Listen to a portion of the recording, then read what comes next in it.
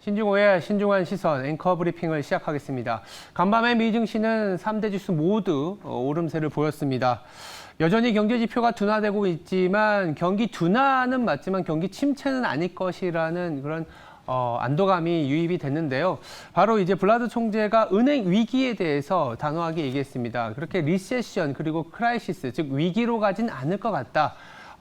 충분한 유동성과 자본 그리고 대출 여력이 있기 때문에 어떻게 보면 긴축을 할 수 있는 체력까지도 된다라는 그런 심리가 유입이 되면서 3대 지수 모두 상승했습니다.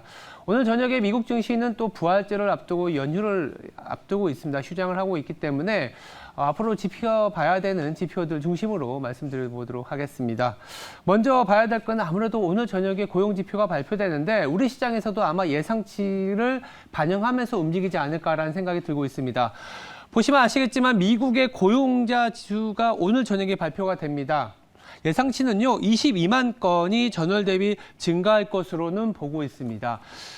전달이 26만 건이었기 때문에 26만 건에서 22만 건으로 축소되는 부분들은 예상은 하고 있지만 아마도 시장에서는 22만 건보다 살짝 낮은 수준, 그러니까 한 20만 건에서 10만 건 후반이 나오면 시장에서 가장 좋아하는 수준이지 않을까.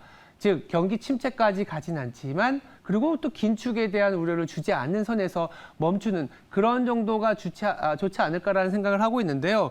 2022년 이후에 보시면 빨간 선이 이제 최근 값이고요. 파란색이 조사치입니다. 이 조사치보다 항상 위에 있다라는 걸 보실 수 있는데요.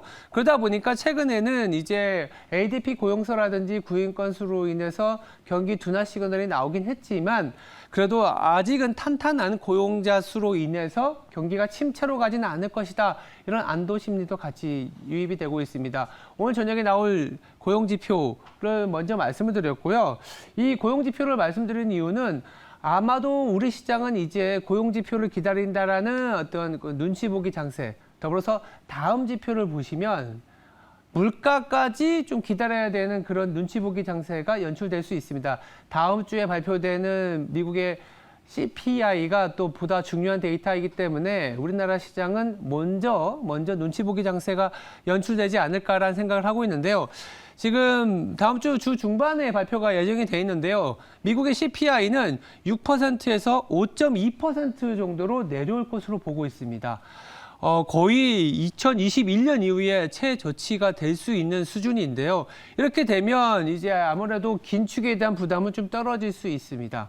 근데 이제 긴축에 대한 부담은 떨어지는데 최근에 시장의 문제는 뭐냐면 이제는 배드 뉴스가 굿 뉴스가 아니라 배드 뉴스가 배드 뉴스로, 즉 나쁜 뉴스가 나쁜 뉴스로 작용을 하고 있기 때문에 물가가 하락하는 게 긴축을 완화한다라고 시그널을 줄 수도 있지만 이거 정말 경기가 침체 오는 거 아니냐 이렇게 생각할 수도 있거든요.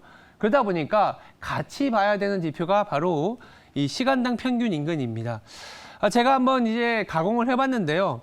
이 CPI에서 시간당 평균, 즉 시간당 평균에서 CPI를 뺀 지표가 이 아래의 차트에 회색으로 보이는 실질 임금입니다. 실질 임금이 최근에 이렇게 가파르게 하락하고 마이너스에 가다 보니까 소비력이 떨어지고 재고가 쌓이고 경기 침체가 올 수 있다는 그런 우려가 있었습니다. 다만 최근에 보시면 아시겠지만 이 실질 임금의 마이너스 폭이 줄어들고 있다는 거 확인할 수가 있을 겁니다. 즉 오늘 저녁에 나오는 시간당 평균 임금이 4.3% 부근에 찍히고 다음 주에 물가가 5.2%까지 내려오면 긴축에 대한 부담은 줄어들지만 실질 임금이 올라가고 있다. 즉 긴축에 대한 부담 완화되면서 경기 침체에 대한 이슈도 완화되는 우리가 가장 좋아하는 시그널이 나오는 그런 방향에 대한 얘기인데요. 아마 이 지표에 대해서 잘 보셔야 될 것 같습니다. 그렇다면 다음 주 주중반에 미국의 CPI가 나오고 나서 실질 임금이 생각보다 나쁘지 않다라고 하면 아마도 이제 본격적인 실적 시즌이 시작된과 동시에 매크로 변수는 우려가 조금 크게 완화되는 그런 시장이 되지 않을까라는 생각을 말씀드립니다. 마지막으로 그렇다면 우리 시장에는 어떤 의미를 줄지 얘기를 드려보도록 하겠습니다. 어제 시장을 좀 보시는 분들은 깜짝 놀랐을 거예요. 외국인이 2,500을 앞두고 선물 시장에서 2만 계약 이상 팔았습니다. 그래서 이제 소위 말하는 장대 음봉이 나오면서 코스피가 하락을 하다 보니까 우리 시장 이제 하락세가 더 짙어지는 거 아니냐 이런 우려가 있었을 텐데 아마도 제가 봤을 때 외국인 입장에서 선물로 해지했다라는 거는 이런 고용 지표와 다음 주에 CPI가 나오는 부분들을 먼저 조금 눈치 보기 장세를 대비하는 거 아니겠느냐라는 생각이 들고 있고요.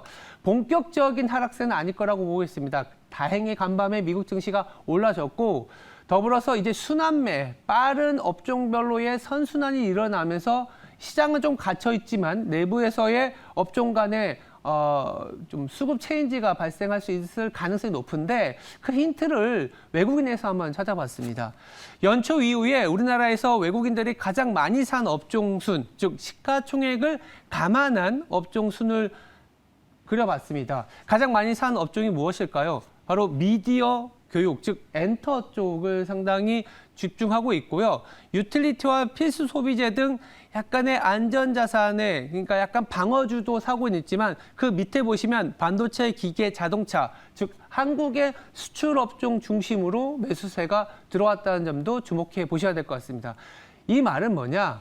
우리나라 시장 자체를 그렇게 안 좋게 보고 있진 않다. 수출 증가율이 돌고 있기 때문에 시장 자체는 안전적으로 갖고 갔긴 하되 그 안에서 모멘텀은 어느 쪽을 보고 있느냐? 엔터 쪽도 보고 있다라고 보고 있습니다.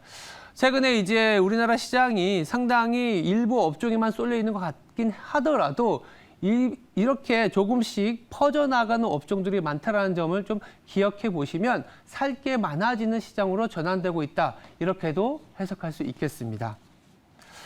어제 하루 말씀드렸지만 외국인들의 선물 매도로 인해서 조금 불안감이 좀 있긴 했습니다만 간밤에 또 미국 증시가 좀 올라줬고 그리고 현물 시장에서 보면 그래도 외국인들은 대형 수출주들을 사면서 안정적으로 우리 시장을 보고 있는 상황에서 모멘텀 있는 업종까지 확산하고 있다는 점 말씀드렸습니다.